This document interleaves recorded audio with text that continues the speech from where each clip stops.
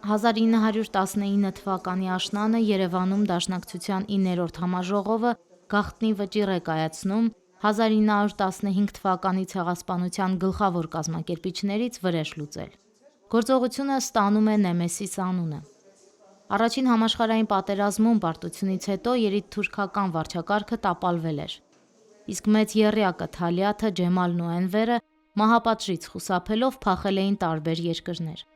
Ջեմալը ամենաեռանդուն մասնակցությունն է ունեցել հայոց ցեղասպանության կազմակերպման գործում, անձամբ վերահսկել է Սիրիական անապատում հայերի կոտորածը, բռնի թրքացրել հազարավոր հայ մանուկների։ Դաժանության համար նրան թուրքերը իսլամի առյուծ էին կոչում, հայերը արյունոտ մսագործ։ Ահմեդ Ջեմալին վերացնելը վստահված էր հայ հեղափոխական դաշնակցության Վրաստանի մարմնի անդամ Պետրոս Տեր-Պողոսյանին, Ստեփան Ծաղիկյանին եւ Արտաշես Գևորգյանին։ Երեքն էլ Էրզրումի վիլայեթի Խոտոր ջուր գավառից էին։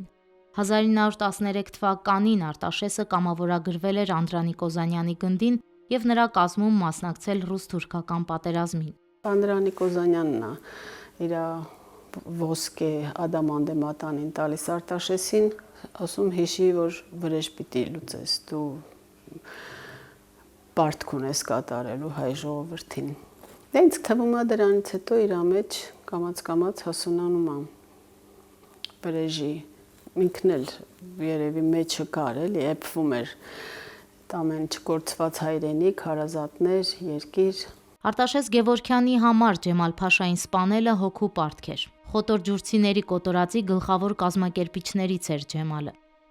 Ջեմալ Փաշային ոչնչացնելու ծրագիրը գլուխ բերելը հեշտ չէր։ Օսմանյան կայսրության նախկին նախարարը Միություն եւ Առաջադիմություն կուսակցության պարագլուխներից մեկն էր եւ գտնվում էր բոլշևիկյան Ռուսաստանի ՉԿ-ի հատուկ պաշտպանության ներքո։ Լենինի հանձնարարությունը կատարելու համար է Ջեմալ Փաշան հայտնվում Թբիլիսիում, Նեմեսիս գործողության մասնակիցների ուշադրության կենտրոնում։ 3 կրակոց թիկունքին ու պարանոցին 1922 թվականի հուլիսի 21-ին Թիֆլիսում ի կատար է ածվում հայոց ցեղասպանության գլխավոր կազմակերպիչներից մեկի մահապատիժը։ Շատ հանգիստ, ոչ մի բան չի եղել, ինքը ճանապարհին քայլելով խառնվեց ամբոխին, իրանց չեն բռնել, իրանց չեն տեսել, իրանց ոչինչ չեն արել, ինքը հետո գնացել է տուն, մայրը արդեն այդ լսել էր սպանության պահը, ասել է թե մեմ իմանամ ով սպանեց, օտերը լվամ ջուրը խմեմ։ Ինքը ասել է լվա։ Մեջը հասկացրել է էլի, տենց պարս չի ասել ոչինչ, բայց մայրը հասկացել է, աչքերը արցունքոտվել են։ Մենակ ինքը Խանջանին էր ասել, որ շատ շրջանառվում են լուրեր, շատ մարդիկ են ասում, որ ես եմ սպանել, բայց իմացի, որ ես եմ արել, եթե պետք է, ես կարող եմ իմ պատիժը կրել, եթե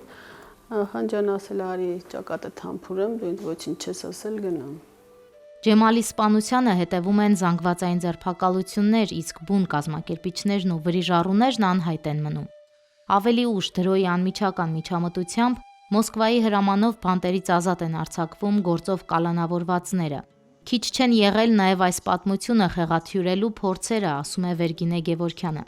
Փաշայի սպանության մասին մանրամասն տեղեկություններ մեզ փոխանցել է ժամանակի հայտնի լրագրող Միքայել Այվազյանը։ Ավելի ուշ 1923 թվականի օգոստոսի 9-ին Ջեմալի գործով հետաքննությունը կարճվում է։ Վրիժառուները շարունակում են իրենց բնականոն կյանքով ապրել, նրանց անունները բացահայտվում են տարիներ անց միայն։ Միջագետքի անապատներ քշված հազարավոր խոտորջուրցիներից ցեղասպանությունը վերապրել է միայն 100 հոգի։ Արտաշեսի գերդաստանի մեծ մասը նահատակվել է գաղթի ճամփին, պատմում է Տիկին Վերգինեն։ Խոտորջուրի այդ գավառում, նահանգում, վիլայեթում մոտ 7-8 հազար խոտորջուրցի էր ապրում։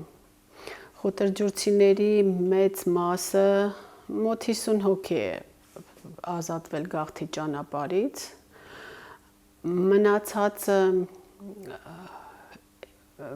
խոտորջուրցիները, քանի որ չունեին այդտեղ գումար վաստակելու, գնում էին իրանց ասելով խոպան, Կուբատ, Ռուսաստան, ու այնտեղից գումար էին վաստակում, գալիս էին այդտեղ, այդ մասը փրկվեց, որոնք գտնվում էին Ռուսաստանում, ու մի 50 հոգի մնացածը բոլորը զոհ գնացին գաղթի ճանապարհին։ Ընդ որում այս Գևորգյանների տոհմից շատ զոհեր էլի եղան, իր հորեղբոր երեխաները, տատը,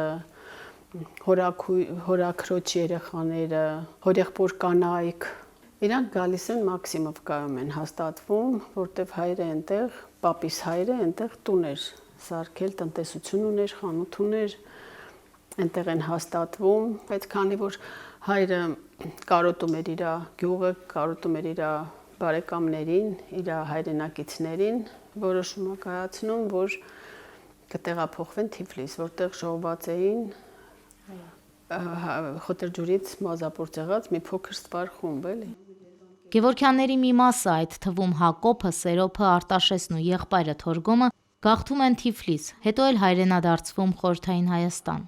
1925 թվականին Արտաշես Գևորգյանը խոտորջուրցիների համար մայր հայրենիքում Նոր Խոտորջուր անունով կոմունա է հիմնում։ Այն ստեղծվում է ներքին Ախտայում, ներկայիս Կոտայքի մարզի Հանքավան գյուղի մոտակայքում։ Արտաշես Գևորգյանին ընտրում են կոմունայի նախագահ։ Արձակագիր գրականագետ Աքսել Բակունցը կոմունայի ջերմ բարեկամն էր, Արտաշեսի մտերիմ ընկերներից մեկը։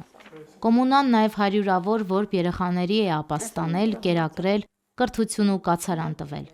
Այս Թորգոմն է, Երվանդը իրանց մեր ազգակիցների հետ Խոտերջուրի կոմունայում են։ Մենք հաճախ էինք գնում։ Արդեն Հայաստանում։ Հայաստանում է, սա արդեն Հայաստանում է, հա։ Հաճախ էինք գնում այնտեղ, իրանք ոնց որ իրանց կորցյալ հայրենիքի կարոտը առնում էին այդ Խոտերջուրի կոմունայից, որ Իսկ դուք գնացել եք։ Իհարկե, ես բոլոր այդ արշավներին մասնակցել եմ իրանց։ Վերգինե Գևորգյանը Արտաշես Գևորգյանի եղբոր թոռն է։ Արտաշեսը երեխաներ չի ունեցել։ Ազգականներն են զբաղվում նրա մասին պահպանված պատմությունների եւ փաստերի ուսումնասիրությամբ։ Տիկին Վերգինեն ցեղասպանության թանգարանին է նվիրել Գևորգյանների անձնական իրերը, փաստաթղթեր, լուսանկարներ։ Արտաշես Գևորգյանի իրերից ոչինչ չի պահպանվել։ Արտաշես Գևորգյանը շատերի նման դարձել է ստալինյան բռնաճնշումների զոհ։ Նրան 1930-ականներին մեղադրել են կոլտնտեսությունը կողոպտելու մեջ եւ դատապարտել են 3 տարվա ազատազրկման։ 1928 թվականին նա նամակ է գրել ՀԽՍՀ ՉԿ-ի եւ պետքաղվարչության նախագահին, խոստովանելով Ջեմալի սպանությունը։ Ավելի ուշ նրան մեղադրել են նաեւ գնդակահարված, այսպես կոչված տրոցկիստական ահաբեկչական կենտրոնի անդամ Աքսել Բակունցի հետ Լավրենտի Բերիայի դեմ ահաբեկչական գործողություն նախապատրաստելու մեջ։ Արտաշես Գևորգյանը գնդակահարվել է 1937 թվականի օգոստոսի 14-ի լույս 15-ի գիշերը։ Նրա մահվան վայրը եւ գերեզմանի տեղը մինչ օրս հայտնի չէ։ Ստալինի մահից հետո շուրջ 20 տարի անց Արտաշես Գևորգյանը կնոջ ջանքերով հետմահու արդարացվել է։